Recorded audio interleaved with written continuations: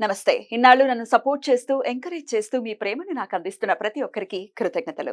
అలాగే ఈ వీడియో కూడా ఖచ్చితంగా మీకు ఉపయోగపడుతుంది. లైక్, షేర్ అండ్ సబ్స్క్రైబ్ చేసి మీ సపోర్ట్‌ని నాకు అందించండి. అలాగే ఈ వీడియో పట్ల మీకున్న అభిప్రాయాన్ని కామెంట్ సెక్షన్‌లో కామెంట్ చేసి తెలియజేయండి.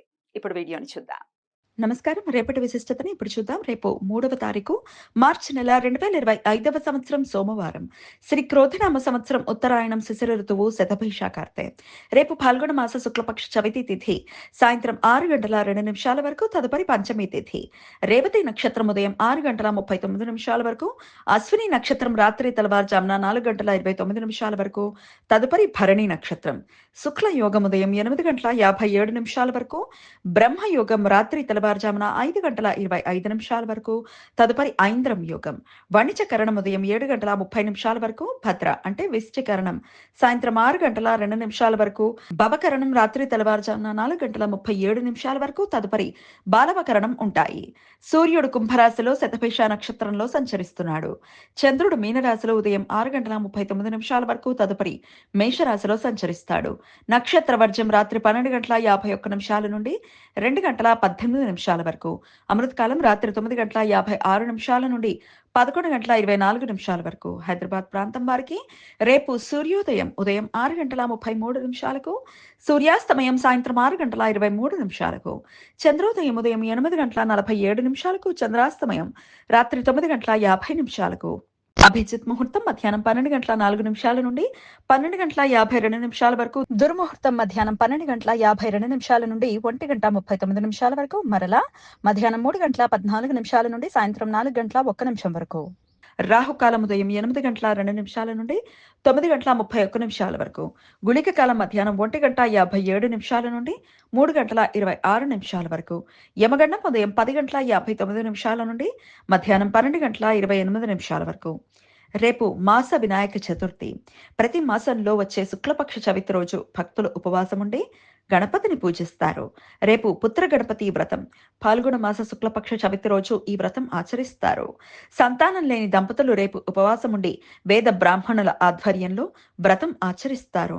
ప్రత్యేక పూజ చేయలేని వారు గణేష అష్టోత్తర శతనామావళితో గణపతిని పూజించటం వలన వారికి త్వరగా సంతాన ప్రాప్తి కలుగుతుంది అని విశ్వాసం. రేపు శాంత చతుర్థి. వ్యక్తిగత మానసిక అశాంతి నుండి బయటపడటానికి ప్రపంచ శాంతి కోసం భక్తులు రోజంతా మౌన వ్రతం ఆచరించి వినాయకుడిని పూజిస్తారు. రేపు అభిజ్ఞ వ్రతారంభం. తిల చతుర్థి.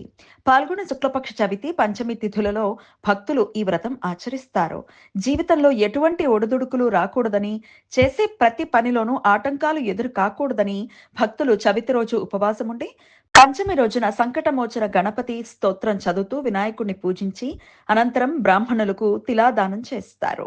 కొంతమంది ఈ రోజు ఈ వ్రతం ఆచరించి తదుపరి చైత్ర, వైశాఖ, జ్యేష్ఠ మాసాలలో వచ్చే అన్ని శుక్లపక్ష చవితి తిథుల రోజులలో ఈ వ్రతాన్ని కొనసాగించి ఆషాఢ శుక్లపక్ష చవితి రోజు ముగిస్తారు.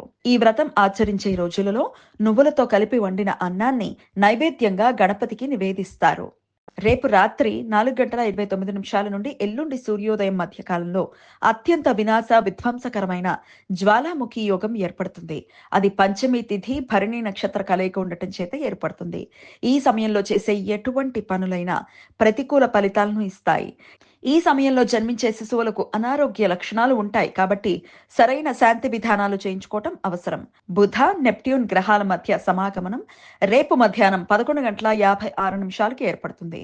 మీన రాశిలో ఉత్తరాభాద్ర నక్షత్రం 1వ పాదంలో సంచరిస్తున్న ఈ రెండు గ్రహాలు 28:58 ఉత్తర ఆరోహణలో మధ్యాహ్నం 11:56 చేరువవుతాయి.